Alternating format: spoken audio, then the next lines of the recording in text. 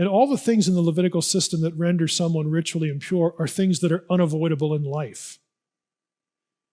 They're not designed to teach the Israelites anything about how awful they are. They're designed to teach the Israelites how human they are and how other, non-human, how above human God is.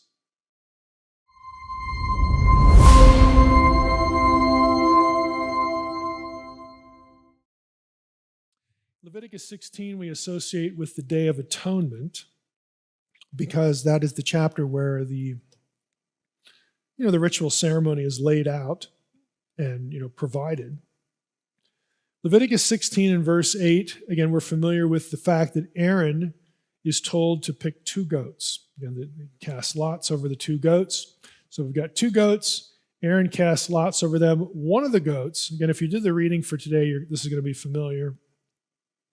Or if you just read Leviticus 16, one lot falls on a goat, and then that goat is for the Lord, for Yahweh. The Hebrew is I have in yellow here the preposition lamed plus the name Yahweh, Ladonai. The other goat is lamed and then another name. This goat is for AZAZEL. And scholars have wondered for quite some time, like, what in the world is going on here?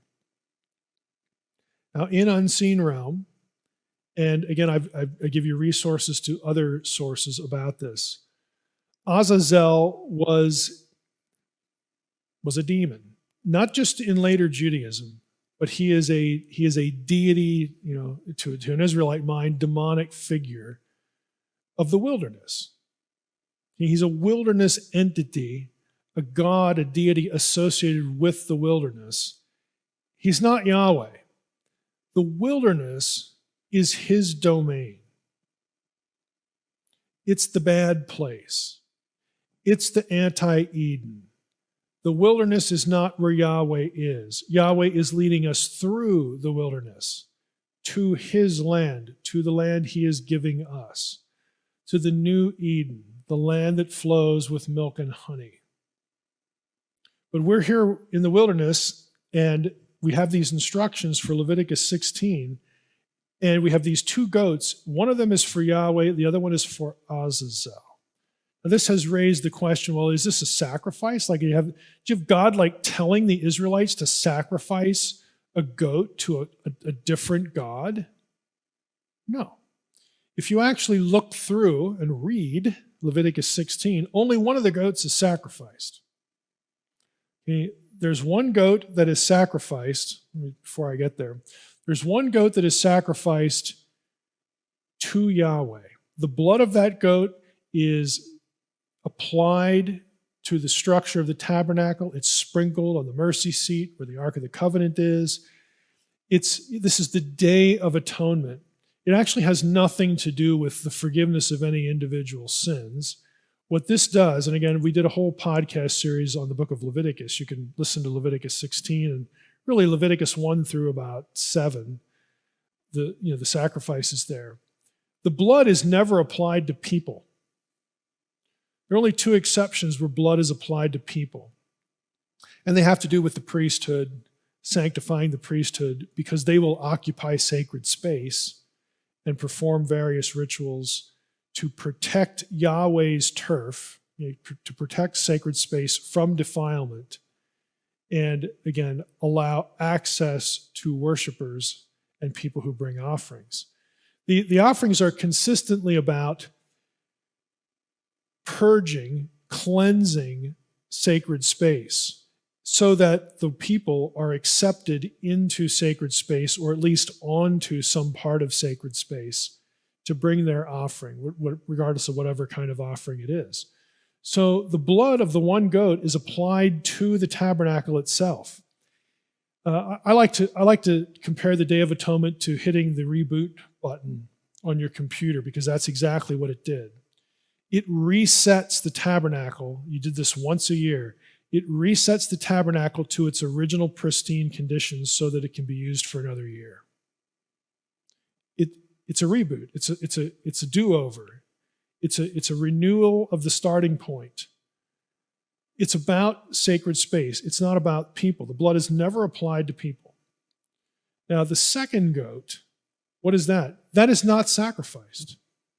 We don't have an offering, sacrificed to some foreign god. What the priest does with it is he lays his hands on the head of the second goat, and he symbolically transfers the sins, the impurities, everything that would defile sacred space and be an offense to Yahweh is transferred to the head of the goat, and then the goat is sent off where? Into the wilderness, to AZAZEL. What's the logic? Well, this is where sin belongs. This is where impurity belongs. It doesn't belong in the camp of Yahweh. Much less sacred space. It doesn't belong anywhere here in Yahweh's people, because Yahweh's people themselves are sanctified. They are set apart from other peoples. They're not, to worship other gods, obviously, but they're not. They even have their own land. They're completely separated. They're to be a kingdom of priests and a holy, a set-apart nation. So once a year, we're going to hit the reboot button, and we're going to send all of the impurities, all the things that are anti-Eden, back to anti-Eden. Because Eden, the camp, the holy company, the holy family, again, God's domain needs to be purified.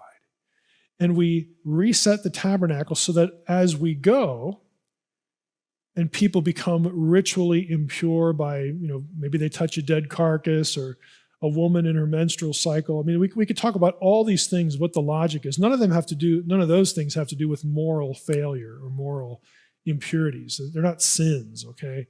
What they are is there are things that happen to people that render them ritually impure. And all the things in the Levitical system that render someone ritually impure are things that are unavoidable in life. They're not designed to teach the Israelites anything about how awful they are. They're designed to teach the Israelites how human they are and how other, non-human, how above human God is. This is the point. This is the logic of the system. We've sort of read New Testament forgiveness and sacrifice of Jesus' terminology back into the Old Testament, and therefore we don't understand what's going on here. What we should do is understand what's going on here and then read that into New Testament material. That typically isn't what happens. We do the reverse, and it creates a lot of confusion. Again, this isn't a class session on the priesthood and the sacrificial system, but again, we're getting into this a little bit here, just in sort of the most dramatic example here with the Day of Atonement. You put impurity and sin and defilement, and whatever label you want to put on it, everything that is anti-Eden, you cleanse the sacred space, you reboot the community, and you take all that stuff that is incompatible with the presence of God, and you put it out there because that's where it belongs.